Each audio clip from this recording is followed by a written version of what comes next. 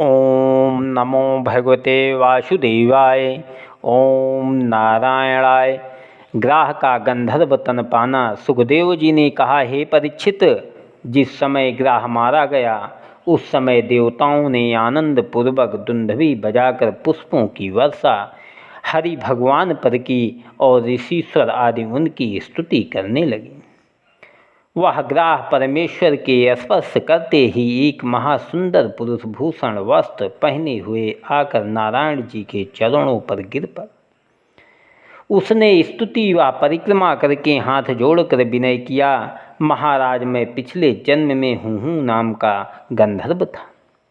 एक दिन अपनी स्त्रियों को विमान पर बैठाकर बिहार को निकला और वन में एक बहुत अच्छा तालाब देखकर स्त्रियों समेत उसमें जल विहार करने लगा। उसी जगह देवल ऋषि भी नहाते थे। सो मैंने अपनी अज्ञानता और स्त्रियों के कहने से उन ऋषि का उपहास करने के लिए गोता मारकर उनका पैर पकड़कर पानी के भीतर खींच ले गया। जब वो गिर पड़े तो उनका पैर छोड़कर तालाब से बाहर निकल आया और अपनी स्त्रियों समेत हंसने लगा। तब देवल ऋषि ने क्रोधित होकर मुझे श्राप दिया कि हे गंधर्व, तूने हंसी से हमारा पैर ग्राह के समान पकड़कर खींचा था, इसलिए परमेश्वर से चाहता हूँ कि तू ग्राह तन में जन्म लेकर पशु व मनुष्यों का पैर जल के भीतर पकड़कर यह श्राप तो सुनते ही मैंने अति लज्जित होकर उनसे कहा, मैंने अपने किए का फल पाया, पर अब यह बतलाइए कि इस श्राप से मेरा उद्धार कब होगा। तब ऋषि सर बोले कि तू कई हजार वर्ष तक ग्राह योनि में रहकर एक दिन गजेंद्र का पैर पकड़ेगा और वैकुंठनाथ हाथी को छुड़ाने के लिए आकर तुझे सुदर्शन चक्र से मारेंगे, तब फिर तू गंधर्व तन पावेगा। उन ऋषीश्वर की कृपा से आज आपका दर्शन पाकर मैं कृतार्थ हुआ। अब आज्ञा दीजिए तो अपने लोक को जाऊं। जब वह गंधर्व परमेश्वर से विदा होकर दंडवत करके विमान पर बैठकर अपने लोक को चला गया, तब हरि भगवान की आज्ञा से उस गज ने भी वह तन छोड़कर मुक्ति पाई और इंद्र दमन का राजा स्वरूप हो गया। वह भी दंडवत स्तुति और परिक्रमा करके हाथ जोड़कर बोला, हे दीनानाथ, मैं पूर्व जन्म में इंद्र दमन नाम का राजा था। दिन रात हरिचरणों में ध्यान लगाकर राजकाज करता था। एक दिन जप व ध्यान करते समय अगस्त मुनि मेरे घर आए थे। सो मैं अपने अज्ञान से उनका आदर न करके ज्यों का त्यों बैठा रहा। तब अगस्त जी क्रोध करके बोले, हे राजा, किस शास्त्र में ऐसा लिखा है कि जब ब्राह्मण ऋषिश्वर वैष्णव किसी के स्थान पर आवे और घर का मालिक उनका आदर न करके मतवाले हाथी की तरह बैठा रहे, इसलिए परमेश्वर से मैं चाहता हूँ कि तू हाथी का तन पावे। यह शाप सुनते ही मैंने लज्जित होकर उनसे विनय किया, हे मुनिनाथ, मैंने अपने कर्म का फल पाया, पर यह बतलाइए कि उस तन से मेरी छुट्टी कब होगी। यह वचन सुनकर मुनि ने कहा कि जब ग्राह तेरा पैर तालाब में पकड़ेगा तब वैकुंठनाथ तेरी सहायता करने आवेंगे और ग्राह को मारकर तुझे मुक्ति देंगे। सो मैं अगस्त मुनि की दया से आपका दर्शन पाकर कृतार्थ हुआ। जब इस तरह इंद्रदमन ने हाथ जोड़कर स्तुति किया, तब नारायण जी प्रसन्न होकर बोले, हे इंद्रदमन, जो कोई मेरा तेरा इस पर्वत का क्षीर समुद्र कौतुभमणि मेरे संघ चक्र गदा पदम मत्स्य कश्यप आदि मेरे अवतारों का, गंगा आदि तीर्थों का, ध्रुव व प्रहलादिक मेरे भक्त का पिछली रात उठकर ध्यान करेगा, उसे अशुभ स्वप्न का फल नहीं होगा। जो संसारी जीव इस गजेंद्र मोक्ष स्तुति को मेरे निर्मित करेंगे, उनको मैं अंत समय इसी तरह मुक्ति दूंगा जिस तरह मेरा उद्धार किया है। ऐसा कहकर हरि भगवान ने इंद्र दमन को अपने गरुड़ पर बैठा लिया और शंख बजाकर वैकुंठ में चले गए। इतनी कथा सुनकर सुखदेव जी बोले, हे परीक्षित, जिस तरह हाथी को ग्राह ने पकड़ा था उसी तरह सब संसारी जीव काल रूपी ग्राह के मुख से पड़े। जैसे गजेंद्र ने जब दीन होकर नारायण जी को पुकारा और परमेश्वर ने उसे ग्राह के मुख से छुड़ाया, उसी तरह मनुष्य जब परमेश्वर का ध्यान व स्मरण करे तब जन्म मरण से छूटकर भवसागर पार उतर सकते हैं। जो कोई विपत्ति में गजेंद्र मोक्ष कथा का ध्यान करेगा, नारायण जी उसका दुख अवश्य दूर करेंगे। सुखदेव जी का कच्छप अवतार की कथा कहना। सुखदेव जी बोले, हे परीक्षित, हर मनवंतर में जो 71 चतुर्युग का होता है, नारायण जी एक अवतार लेकर धर्म की रक्षा करते हैं।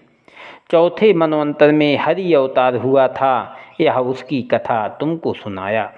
और पांचवा मनुदैवत नाम तामस का भाई हुआ, उसने बलि विंध्यादिक मनु के बेटे विभव नाम इंद्र, उर्भव बाहु आदि देवता, हिरण्य रोमादिक सप्त ऋषि हुए।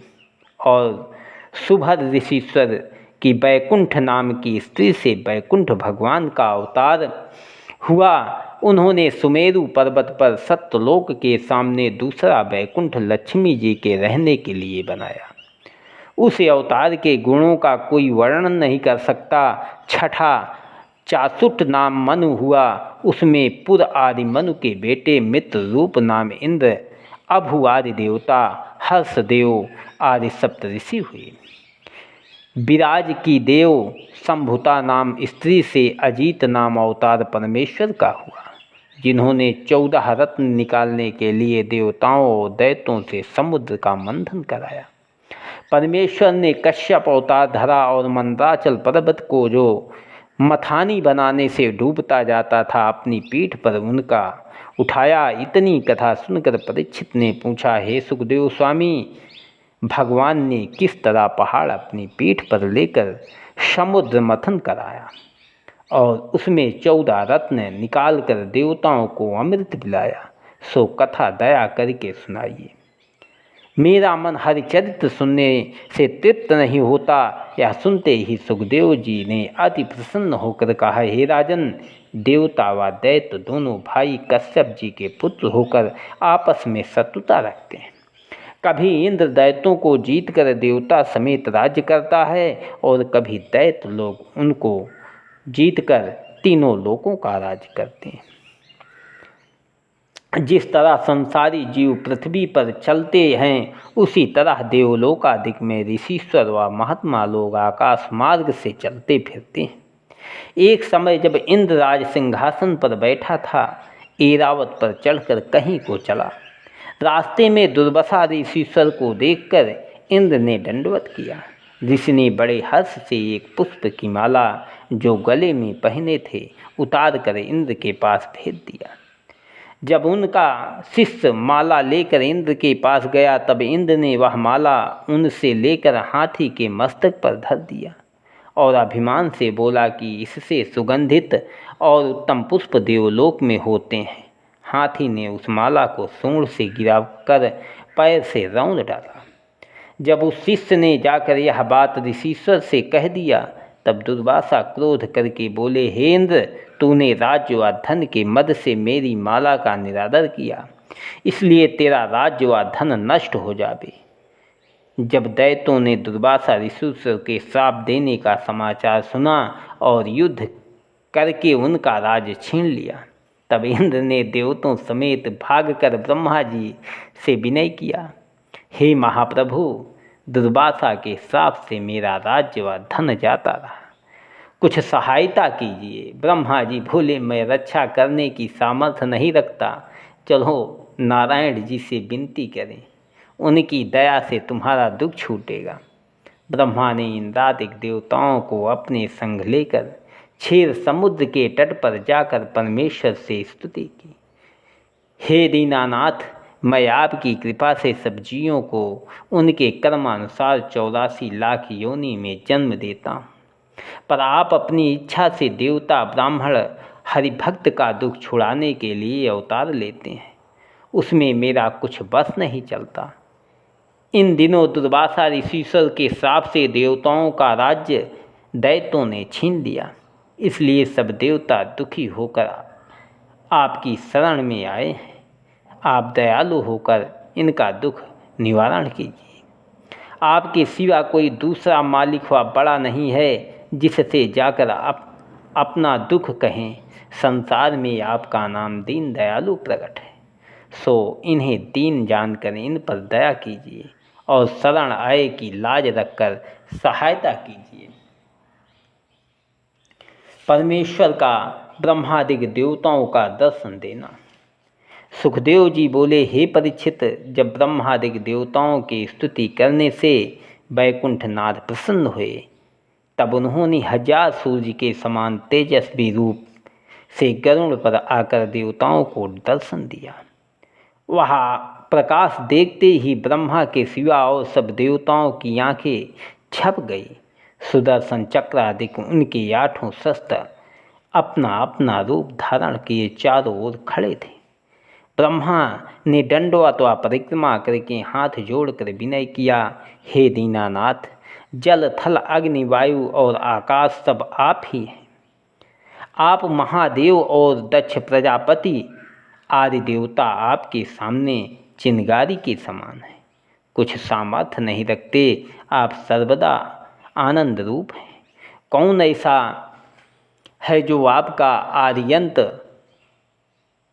और आपकी महिमा का वर्णन कर सके, जिससे देवताओं का कल्याण हो? वह कीजिए। तब परमेश्वर ने जल विहार करना विचार कर कहा, हे ब्रह्मा, इस दिनों दैत्यों की दशा बली है। दुर्वासा के श्राप से देवताओं के दिन निर्बल है। अब मेरे निकट यह उचित है कि सब देवता दैत्यों के पास जाकर उनसे प्रीति करके क्षीर समुद्र मथे, मंदराचल पर्वत को मथानी बनाकर उसमें वासुकी सर्प की रस्सी लगावें, समुद्र से अमृत आदि अति उत्तम 14 रत्न निकालें। वह अमृत देवताओं को पिलाऊंगा, उसके पीने से देवता अमर होकर दैत्यों को जीतकर अपना राज्य पावेंगे। यह बात सुनकर देवताओं ने विनय किया, महाराज, दैत्य लोग हमसे बलवान हैं। जब अमृत छीन कर पी लेंगे तब हमारा क्या बस चलेगा। परमेश्वर बोले कि तुम लोग धैर्य रखो, हम किसी उपाय से अमृत तुम्हें पिला देंगे। दैत्यों को परिश्रम के सिवा कुछ लाभ ना होगा। तुम उनसे प्रीति करके अपना काम निकालो। जिस तरह सर्प ने जाल में फंसकर चूहे से मित्रता करके अपना कार्य सिद्ध किया था, उसका इतिहास महाभारत में विस्तार पूर्वक लिखा है। जो लोग परमेश्वर को शरण में रहते हैं उनका सब मनोरथ सिद्ध होता है। जो बात दैत्य लोग कहें उसे मान लेना, अधिक लोभ न करना, जिसमें तुम्हारी उनकी प्रीति बनी रहे। यह आज्ञा देकर नारायण जी वैकुंठ को पधारे और देवता उनकी आज्ञा से दैत्यों के राजा बलि के पास पहुँचे। राजा बलि ने मन में कहा कि इंद्र, वरुण, कुबेरादि देवता जो मेरे साथ सदा शत्रुता रखते थे, आज बिना शस्त्र गहे मेरी शरण आए हैं, इसलिए जो बातें यह लोग कहें वह माननी चाहिए। ऐसा विचार कर राजा बलि ने देवताओं से पूछा कि तुम लोग किस इच्छा से यहाँ आए हो, अपना वृतांत कहो। तब इंद्र बोला कि हम तुम देवता और दैत्य कश्यप जी के पुत्र और भाई भाई हैं। सो मैंने विचारा कि कोई ऐसा उपाय करें जिसमें वृद्धापन व मृत्यु न आते और बहुत संतान उत्पन्न हो। इसी इच्छा से मैं ब्रह्मा के पास गया था। ब्रह्मा हम लोगों को नारायण जी के यहाँ ले गए। उन्होंने हमारी विनय सुनकर कहा कि तुम लोग राजा बलि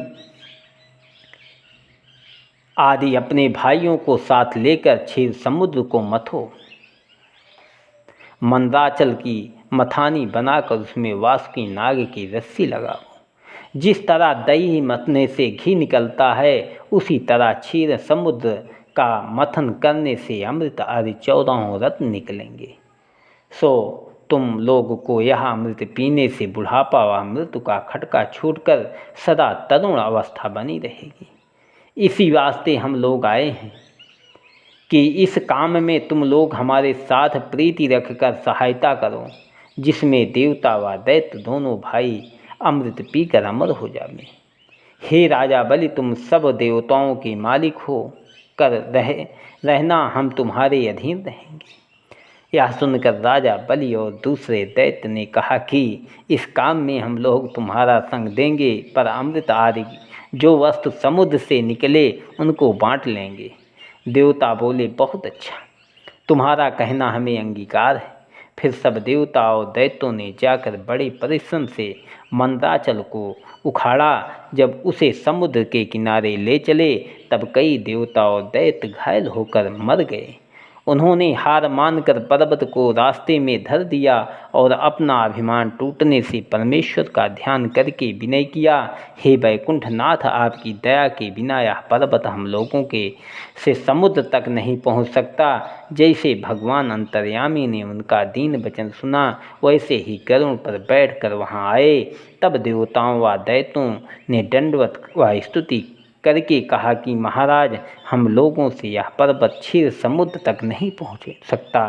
थोड़ी ही दूर ले आने में कई देवता व दैत्य घायल होकर मर गए। यह वचन सुनते ही परमेश्वर दीन दयालु ने अमृत दिष्ट से देखकर घायल व मरे हुए को जिला दिया और बाएं हाथ से मंदराचल को उठाकर गरुड़ के पीठ पर धर लिया।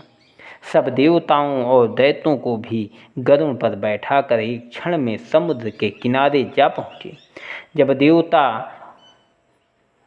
जब पर्वत उतारकर गरुड़ को विदा किया तब देवता और दैत्य उनकी स्तुति करने लगे। ओम नमो भगवते वासुदेवाय। अगली कथा,